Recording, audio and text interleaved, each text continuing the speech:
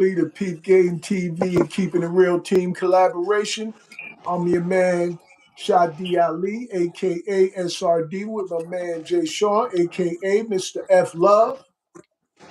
What's good, my What's brother? good? What's up? What's going on this week? This nice, Yeah, so warm week. yeah, so we It's like to warm up here welcome in New you. Jersey.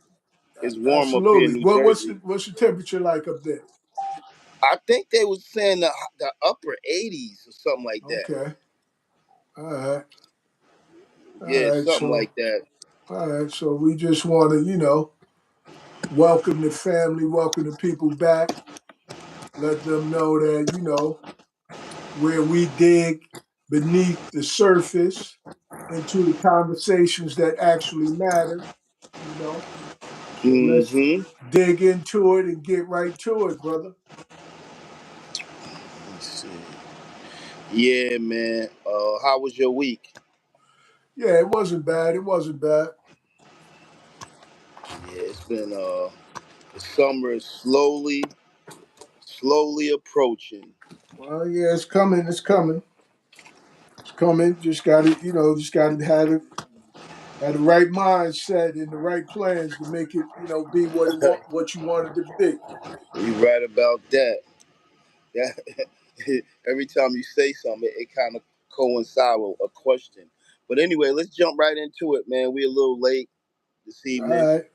We Um. apologize to everybody for that. Oh yeah. You too, man. Huh? You said you said you had to do something too.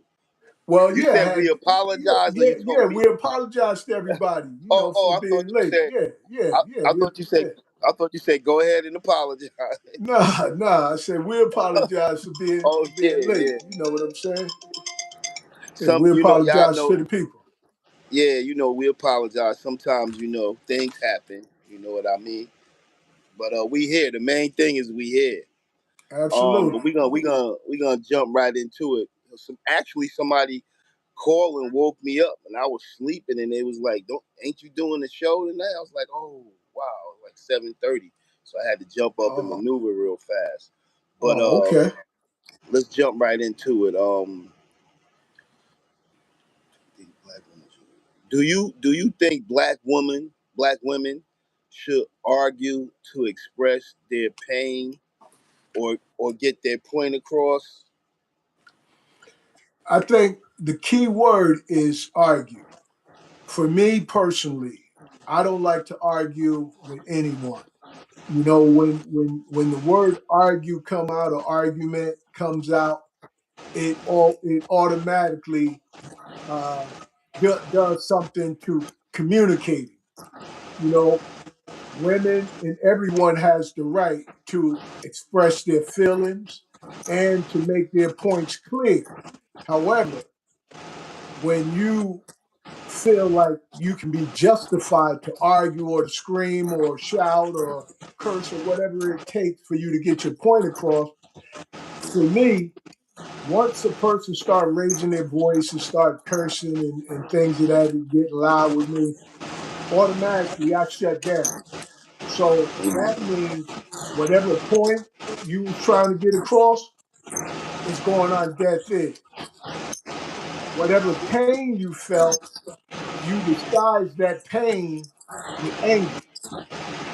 And I Right. think that's something that needs to be worked on by many of us, by all of us at some point, because in communicating, yes, it's extremely important to get someone to see what you want them to see your point of view. And even if they don't agree, it's still good to get a person to see what you're trying to say, to get a comprehension of what you're trying to say. However, when you get loud and you get belligerent and things of that nature, I think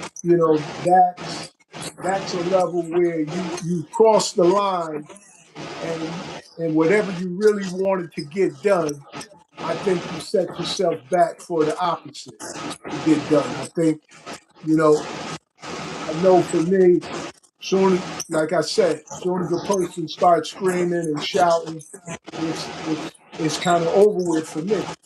You know, because I don't like to argue. I can deal with confrontations, but I'd rather avoid confrontation. You know, Mm. I brought it up because I heard my niece said something about, when women argue at their men, they argue at their men to express their pain and to get their point across. And grant you, sometimes as men, you know, I know I've done things, not unknowingly in some cases that may have hurt my wife's feelings, got her angry, caused her pain, and her trying to express herself through me and not expressing it in a way that I can be open to caused me to shut down and she didn't get her point across. And then, it takes later on where we are calm and collected, where I'm able to comprehend that I caused her pain and, she's able to get her point across. So I suggest to anyone who, is going through a situation with their significant other and you're feeling pain, be mindful of how you express that pain. Be sure not to express that pain as anger and express the pain as what it is, actually pain. The person hurt your feelings. The person did something to you that offended you. Do your best to convey that to the individual so that they can comprehend that's what's going on, rather than go into a rage because that doesn't help anybody. You don't get your point across, and the person don't comprehend what's going on with you. So, what's your thoughts about that? My, I see you said black women. Um, my, I used to always say I'm like that too. Like I don't argue with people. Um, um, I I didn't I really think like to they argue. want they yeah. Go ahead. They said they couldn't hear you or something. Go ahead. No, he couldn't hear you. Oh, he couldn't hear me. Yeah, he said he Oh, can't really hear you. wow, wow. Let Um, me let me grab the mic then, man. Let me make he sure. 'Cause I want to make sure they can hear me. All right, you can he hear me said now. he said this man is spouting nonsense, and no one can hear him. That's somebody just Then how you? playing Yeah, around. yeah, man. We gonna let that person go because if you can't hear a person, how do you know what they spouting? You know what I'm saying? So that's a contradiction in itself. If you can't hear a person, now you How heard you that, know what right? they said? Yeah. um, uh, I used to always say that like I don't really like to argue either. You know what I mean? And the older I got, the more I didn't want to argue. Well, actually, I used to say the only person I argue with is my woman. That was what I used to always say. The only person I will argue with, I won't argue with no. I ain't arguing with no men. I ain't arguing with no females in the street. I ain't arguing with somebody else female. I'm not arguing with no. I'm not. I used to say I argue with my woman, but why I said that was because sometimes you have differences. You know what I mean? And like you said, I think sometimes people use arguing to express themselves in certain ways. Just like they say that people use profanity because they don't know how to express themselves right, so they use curse words. So but the more older I got, I changed my analogy on that too. 'Cause, because I told you, I used to always say the only person I argue with is my woman. But then the older I got, I was like, nah, that don't make no sense. You know what I mean? Like, if that's my woman, we could talk it out. You know what I mean? And get a better understanding than shouting at each other. So it could be why black women argue to express, um, I guess pain, they pain and stuff like that. But I never really thought arguing accomplished nothing really. That's what I think about it. Yeah, get a number out to the people so in case somebody want to call Oh in. yeah, And Shoshana, she oh was yeah. saying what the topic was. She asked what the topic was. Um, the call in number is 973 For, 460 1610.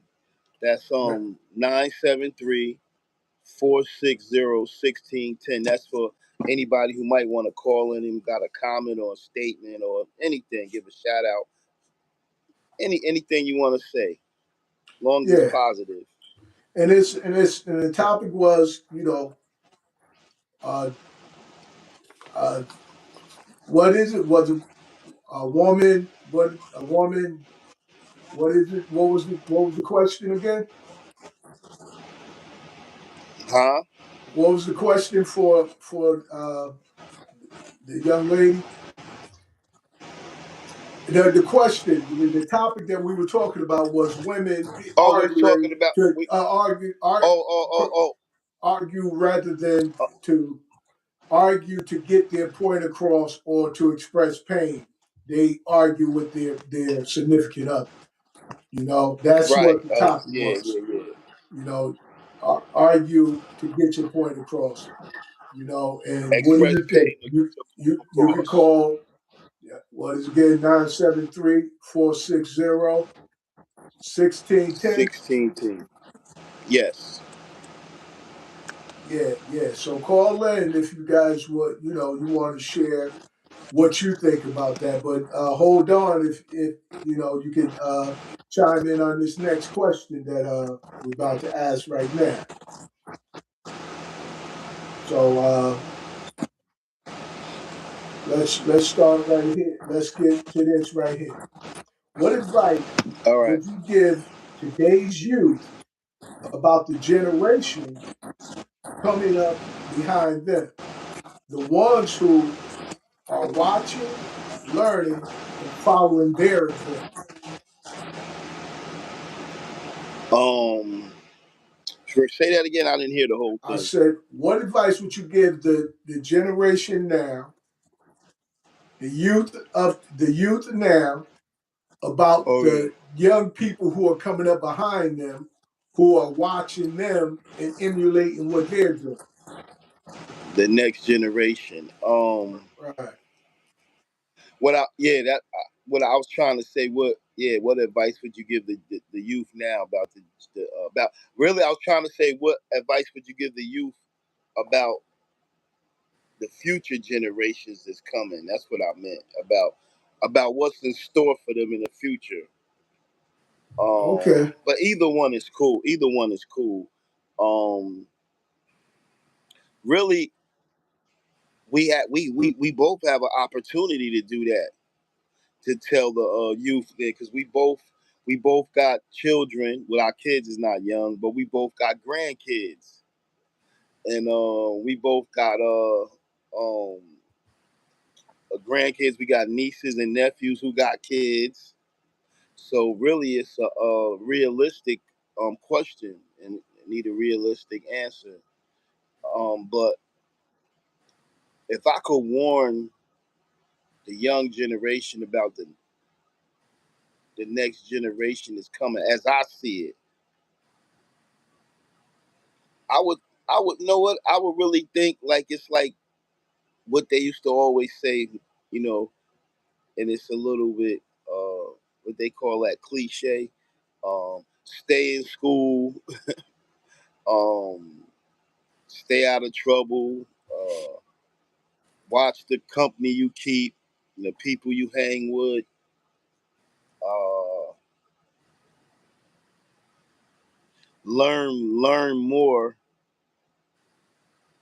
learn more about yourself. But the main thing that I think that I would tell the youth to better themselves for the next generation, which I really didn't believe in that much before that I believe in a lot now, is that stay in school.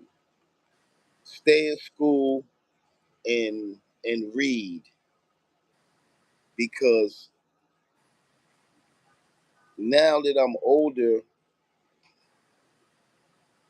I get to see where, some of the people you might know, or some of the kids you might know, or some of your friends' kids, or your kids, or my kids, you might see one of them might have a better um, occupation.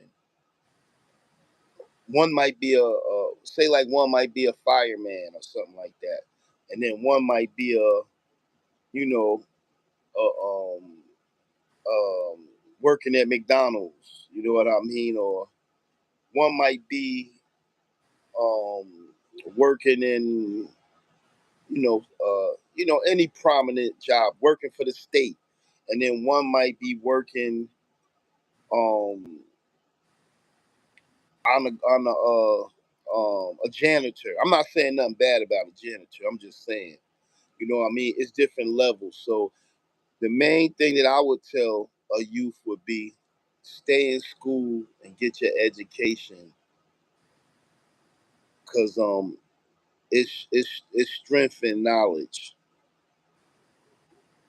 I wish I would have I wish I would have did more schooling.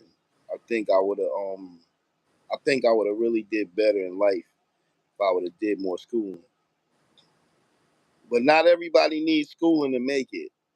You know what I mean? I don't want people to think that, but that's what I think. I think I would tell them to get more education. What about you? I would tell them do more listening than speaking.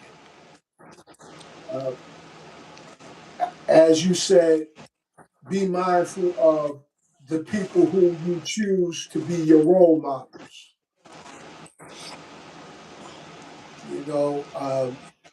Also, when it comes to things that you believe in, stand by what you believe in. Stand by Yeah. what you believe in. Always strive to keep your word. You keep your word, even to yourself, and be true to yourself. Don't allow what other people expect of you to cause you to go down a road that is detrimental to you. So, those are some things that I would actually, say to young people that, and find out what your passion is. Find out what Yeah. you're passionate about, whatever that is, pursue that. Pursue your passion. Because most times when you pursue your passion, it will turn into a financial gain. So, True. that's what I would tell you, the young people. Yeah.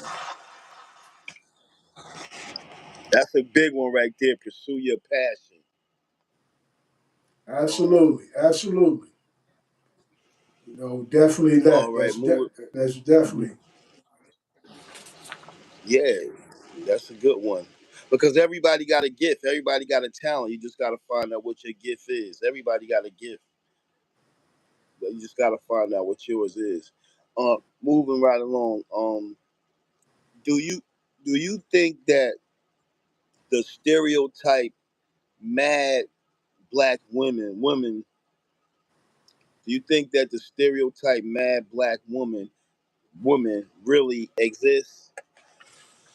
Um, my wife and I were speaking about that. I presented the question to her, and her response was, uh, "Did men check out the Tyler Perry movie Mad Black Woman? Did men really comprehend what Tyler Perry was trying to say with that movie when he was saying that the way the husband treated the wife when he threw her out, he had the other wife, had children with the other wife, and things of that nature. So No, I don't think the stereotype is accurate to say that all black women are angry. However, I do believe that there are angry women, period. You know what I mean? Not just black women, the angry women based on occurrences that have happened in their lives. You know, things that have caused them pain, things that has caused them hardship. You know, and as men, we know what we are capable of doing. We know that as men, a lot of men have done damage to women. Not to say that women haven't done damage to men, but we're talking about the women and why some of them are angry or mad is because, you know, what imagine putting your entire trust into someone after they've said to you that they got your back. They're gonna be there for you. They're gonna do right by you, you know, and then they do the opposite, you know. And normally, this is just, you know, just what I've experienced with people. I've seen when people get hurt, most times people get hurt, they lash out to hurt somebody else.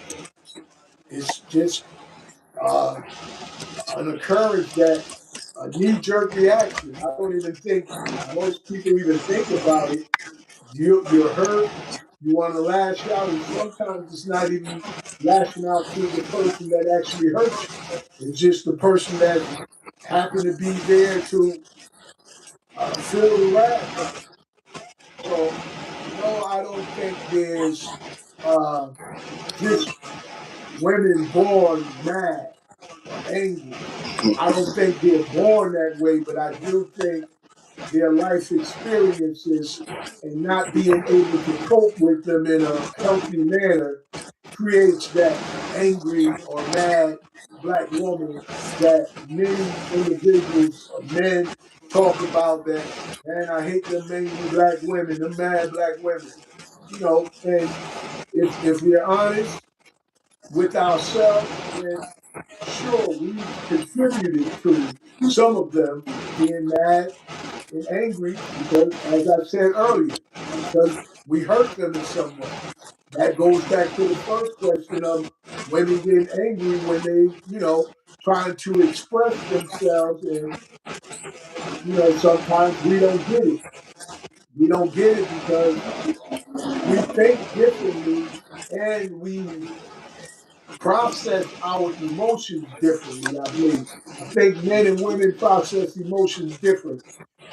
So I think that's where Mm-hmm. we get intertwined and we get caught up and, you know, we do more damage than good to each other when that happens. That's my thought. What do you think? Um,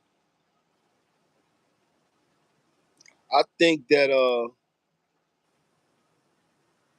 I think that I do believe that it's stereotyped, but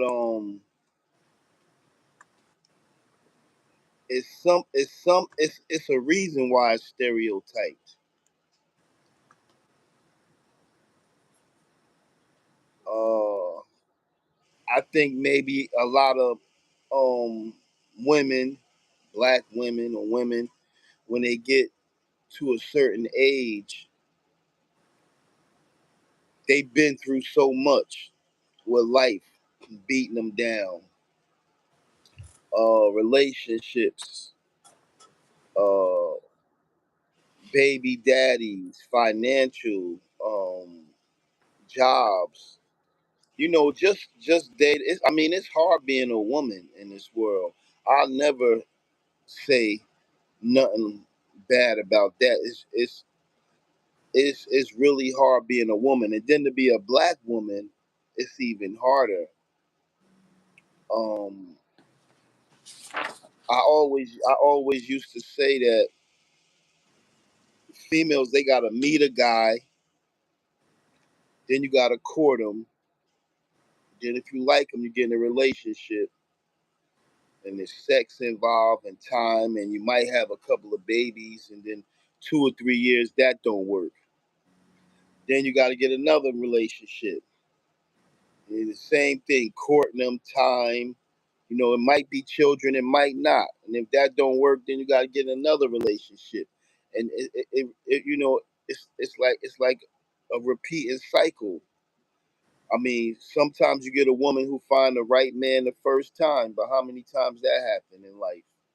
It takes the average woman, let's say about 45 or 50, she probably been easy in about between 5 and 10 relationships. And I'm not saying nothing bad about them for that, because that's how life is. I mean, how you gonna meet somebody if you don't talk to them? But I'm just saying all that leads up to the stereotype of why people like to say that they angry or they mad or they whatever. You know what I mean? And a lot of times that don't be the point. They just be cautious, and they have their guard up, and they trying to make sure what happened to them in their past relationships don't happen again. So it might come off as angry, mean, or you know aggressive or whatever like that. But that stereotype, that word could go a long ways. But it's a word that has a meaning, but it's a lot of reasons behind that meaning. That's what I think. So basically, yeah, if a woman angry, a lot of times they have a good reason to be angry or mad. In short, That's what I think. okay, I agree. I agree. In most Yeah. cases, I agree. Now let's zoom out for a moment. You know, in every era, it has that one moment, that one event that shifts the world in a way that it can't be ignored.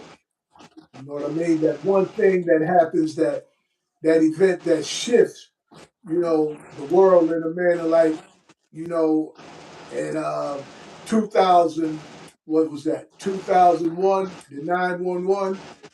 You know what I mean? Yeah. When Yeah. yeah, so I say that to say, you know, what history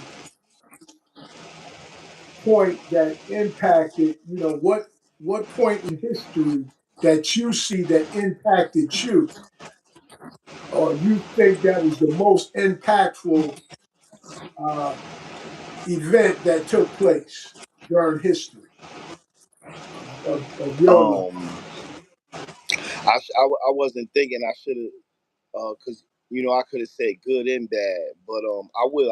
Real quick, I'll say one event that happened in history that I was able to attend and actually be there that was impactful was the Million Man March. When a million black men marched down Washington, I was actually there. I went, me, Equality, Star. I think just us three, maybe somebody else. Us three rode together. That was the event to see a million or close to a million black men together in no violence. So I would say the Million Man March uh, played a good point in our history. And another one I would say,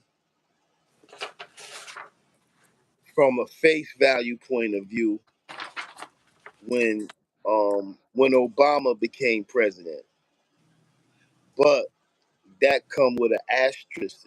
I think that's the word, asterisk, because that was allegedly the first black president that we had on face value. But when you think of the first black president, you think that things gonna change. You think that things gonna okay. We got a black brother in in the White House now. Things gonna change for the better.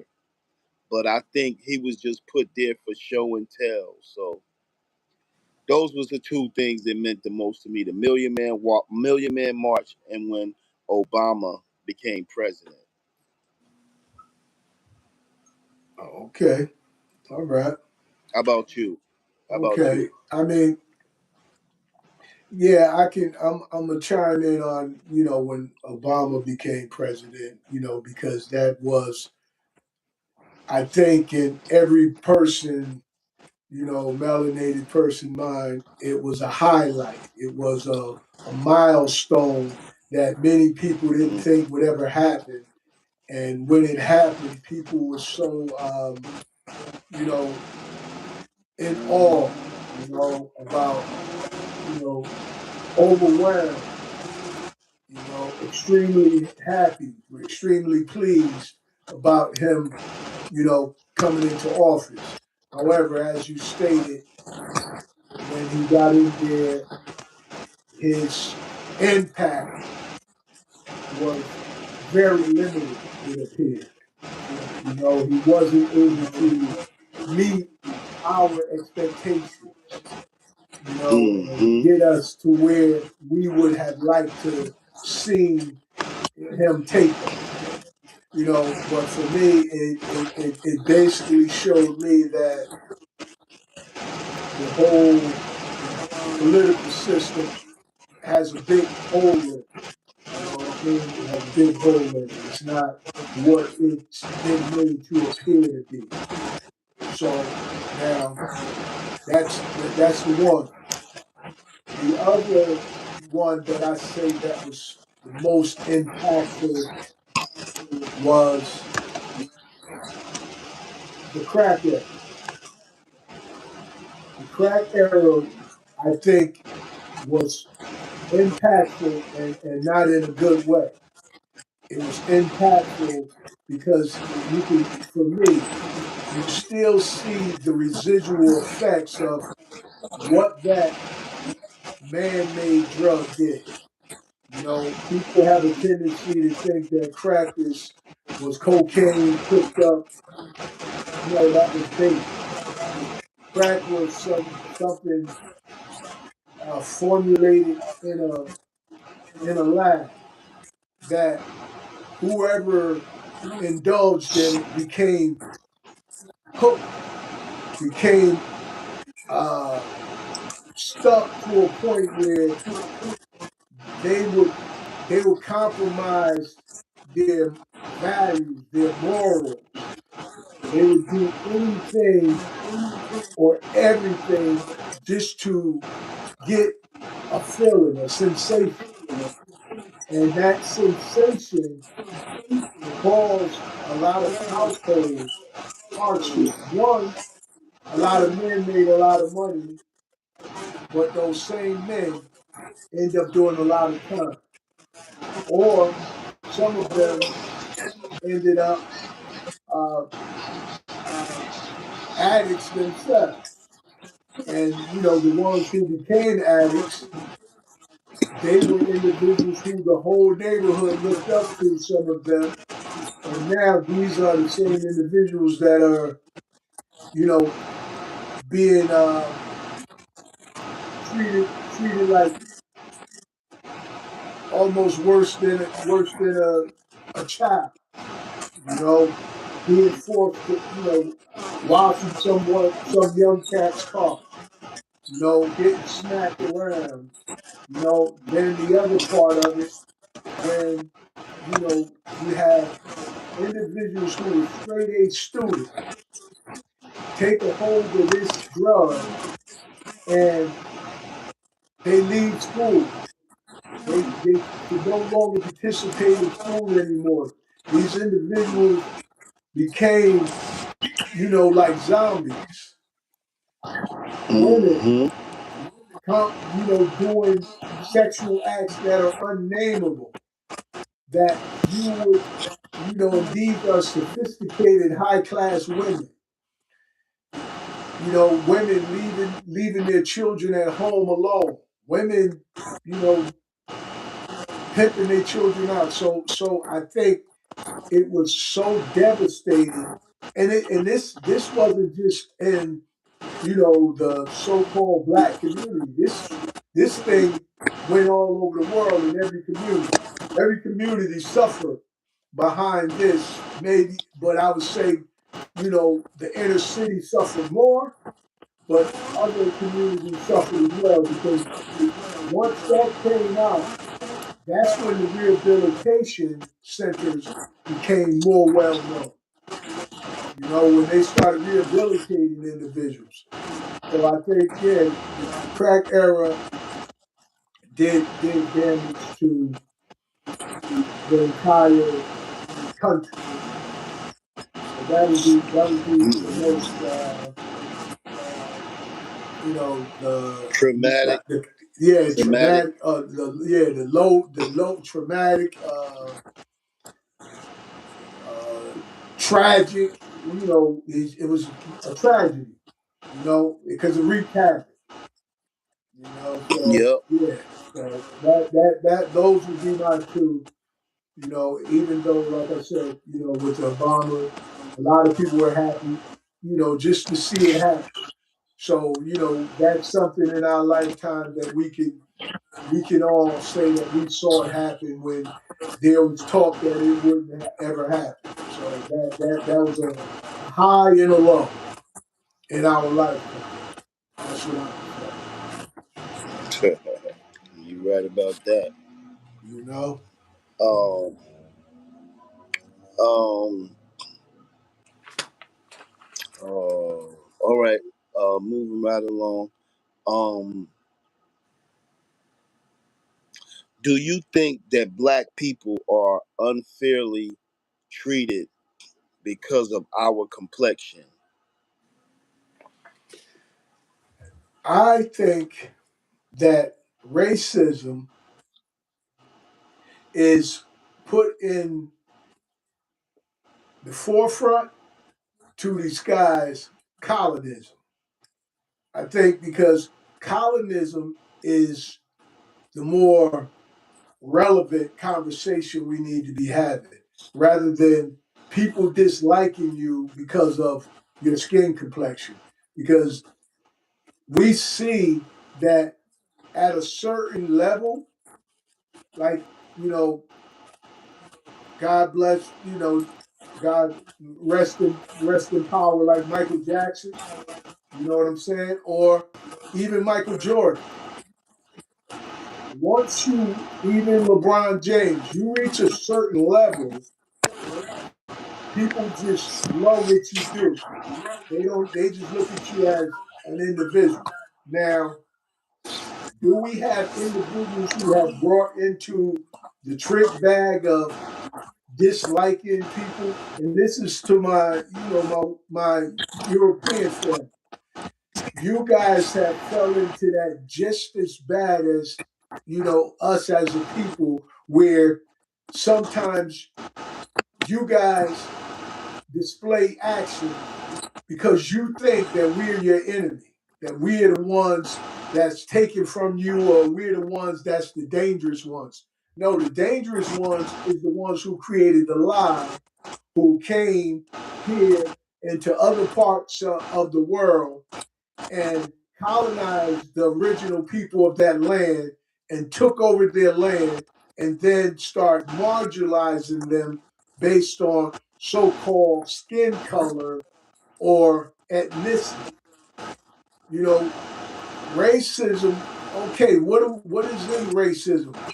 It's racing. It's competition.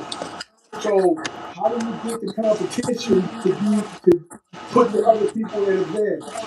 When you got people going against each other for something that's made up, and the real people, the real culprits, are the business people who are diverting and deluding all of us just for the sake of a dollar, They don't care about any of us. They care about the money they can gain by keeping us at each other's throats. That keeping us, oh, you the white man, you the black one, you the enemy. No, we are family. If you all if you all have some faith or you believe in some type of the Bible, the Quran, or the Torah, it says, that there was one person, then there was two, and then from those two people came everybody else. So we all supposed to be one family based on that. If that theology is correct, then we all are one human family.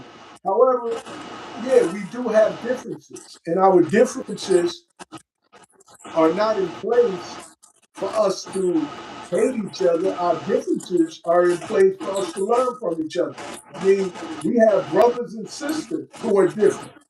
And so different isn't necessarily a negative thing. It's only negative based on the perspective that people draw from it. So yeah, I think that the whole racism thing is a joke that has been used to manipulate the masses, to keep the masses separate so that a small few can remain in power and remain in control, because the rest of the people running in circles thinking that their real enemy is the person that's next to them, when your real enemy is these people who are behind the scenes puppet mastering your so-called politicians. That's what I believe, and that's my opinion when it comes to the racism thing. What do you think? Um, well, complexion, I think, always played a part in history. I look at it like light skin, dark skin, black, white. Um,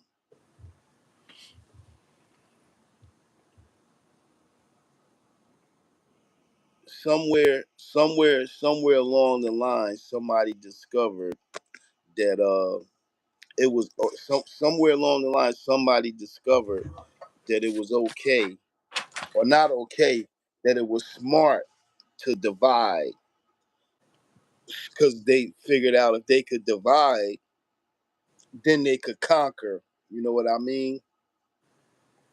Absolutely. So going back to history and slavery time and all that, this is what they say.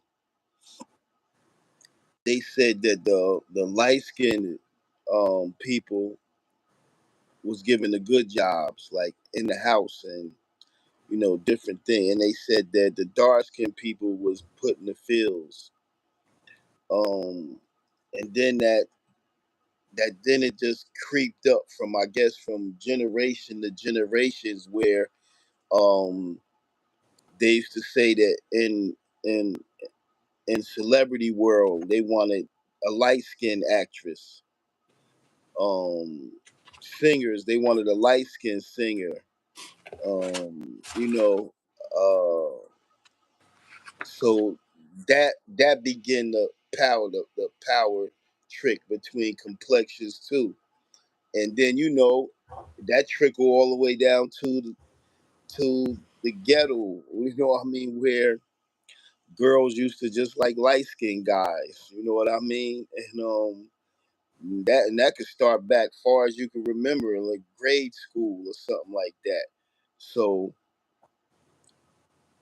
that right there, I think that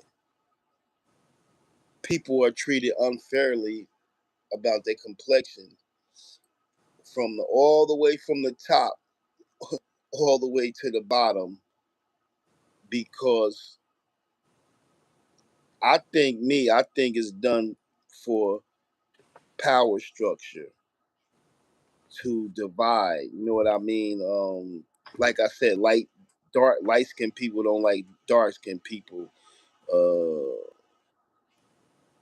who got darker complexions, Africans and Americans, Dominicans and Puerto Ricans. Um, you know, it's who else? It's so many, different and dark, different shades of complexions. But like I said, I don't know who started it, but somebody came up with the idea that if they divide them, they could conquer them. If they divide, then they could conquer. And that's what I think about that. Yeah, sadly, I concur. I agree. Now, Yeah. now this last one is big because no matter where you come from, no matter what we've lived through, there are certain truths that hit us all the same, you know? So, with that being said, what is one life lesson that everyone should learn? You know, that you think everyone, what is one life lesson you Before think that, that what everyone, is that the one to say before adulthood? huh? Yeah, before Is adulthood. that Before, yeah, yeah. well, yeah, on adulthood, you know, after adulthood, what is one life lesson you should learn from adulthood? You know what I mean? From adulthood with adulthood. As you become an adult, what Um is one life lesson? sheesh.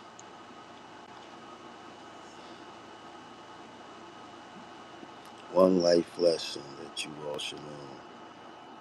That you think all adults probably can agree upon. You know what I mean? They can say, yeah, you're right. I agree upon that too. You know, because it's something that impact. Um One life lesson that I think everybody should agree that I don't believe in it, but I don't, but I'll say it, that probably is the highest love is probably the highest elevation of understanding. Why I say that is because hatred is strong, and you don't want to walk around putting that much energy into hating somebody. And love, I always say, if two people in love, is nothing better than that in the world than two people in love with each other. Real love, true love. Two people together for one common goal with the same ideas on life, on like raising families and striving toward what they want to do. Um, I'll just say I gotta say love, and it probably sound hypocritical because I don't believe in love, but I don't believe in it for me. For the world, I believe in it for the world, but I don't believe in it for me.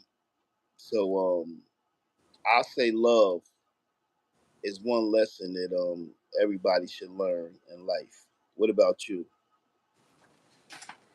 Um, when it comes to a life lesson, I would say as an adult, a mature adult, a life lesson is forgiveness.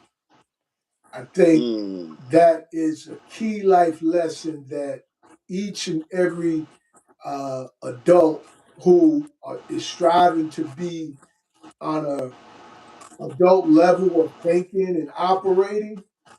I think that forgiveness is one of those lessons because, like you were saying, it takes too much energy to be hating someone, to be angry at Mm-hmm. someone for something that Too they're much. no longer even thinking about.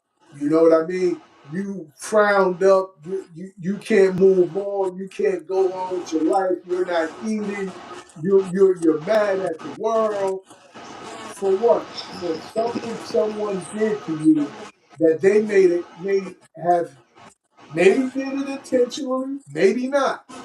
However, they're not even thinking about it. They're having a happy-go-lucky life, and you're walking around miserable, and your life is study falling to pieces because with those emotions, it weighs on your body. It causes you sickness and just you know what I don't know if people believe in it. Energy. We are energy. Inside of our bodies is energy. So that energy that you're maintaining in your body because you're holding on to something that someone else has moved on and let go. Once you learn the life lesson of forgiveness and why it's important to forgive, it doesn't necessarily mean that you're letting the person off the hook for what they did to you. Mm. It doesn't necessarily mean that what a person did to you did not hurt you, did not cause you hardship. What it does mean is that you, as an individual, have come to the realization that you are no longer going to let what happened to you in the past dictate your present and shape your future. Because once you allow what happened to you in the past to dictate your present and shape your future, you're no longer living in the present time. You're stuck in the past. You're stuck in the Mm-hmm. past and you won't be able to move forward, all because you, as an individual, couldn't find it within yourself to say, look, this person is not worth the energy or allowing them to occupy space in my mind and in my heart because of their foolishness, their inconsiderateness, their cold heartedness. This is things that we, as individuals, adults, we want to display this so that, as you were saying, with the next generation, what would you say to them? The next generation is always watching the previous generation. So if we're not going to show that forgiveness is something that is healthy and helpful to the community and to the individual and everybody around them, those individuals, then are we really an adult? You know what I mean? Or are we a adolescent or a child walking around in adult bodies because we haven't evolved to that state where we are able to move past. Or I mean, and this doesn't mean that you even have to deal with the person. If you don't want to deal with a person, you got the right to not deal with them after that again. And you can forgive them and not deal with them. That can be done. So yeah, that's my thing. I would that's what I would say is, as an adult, the life lesson that I take on. And I take that on for myself. I I don't hold on to what people did wrong to me. Now, don't get me wrong. If somebody wrongs me, I will respond. I will respond in a manner to let them know that I didn't appreciate the action or the words. You know what I mean? Because that I believe that we teach people how to treat us by what we allow people to do to us. and how we respond after people do certain things to us. We teach them how to treat us. So when a person abusing you, that meant that you allowed that to happen on maybe not, you know, the first occasion. You may have overlooked it. You didn't see it. But as you say, sometimes, you say that people know when somebody's abusing. They know when they're being abused. It's very few people who are so subtle with their abuse that you don't even know. So I, Yeah. yeah, so I would say forgiveness is a key component that each adult, it would be healthy to apply that in their life. That's a good one. That make a lot of sense. Yeah, so we got Yep. about 4 minutes left. Anybody want to call in, 973-460-1610. Call in or, leave a message, for what you would like for us to discuss next week. Leave a comment, leave a comment in the message, you know. Yeah. What else you got going on?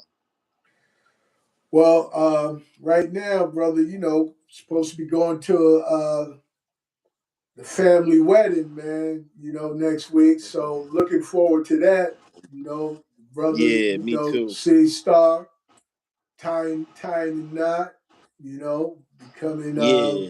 a married man. So definitely looking forward to that and seeing some of the 17th Ave family, man. You know what I mean? Seeing us all on Yeah. Nashon and I was speaking about, we need to do something when it's on a good occasion, on a healthy occasion, rather than, Yeah. you know, only seeing each other when there's a tragedy, you know, something of that That's nature. true. So, yeah, so I'm definitely looking forward to that and hoping, that we can continue seeing each other on a upbeat occasion.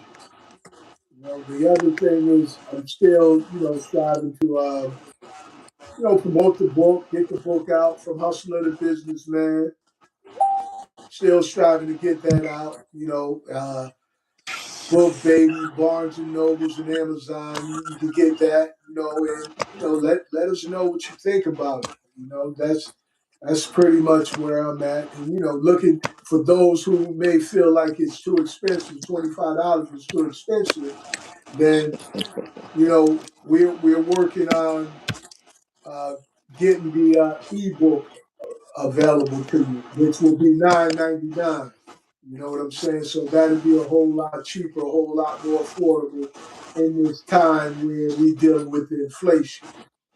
So I'm like I'm like Martin right now when he was playing Roscoe Jenkins, the team of me. You know what I mean? Oh The wow. team Oh of yeah. me right now. Gotta be my own team for right now. So the team of me. Oh yeah. Roscoe. Yeah. Roscoe Jenkins. He was like, the team of me. Yeah. Yeah, but yeah. Yeah. Yeah.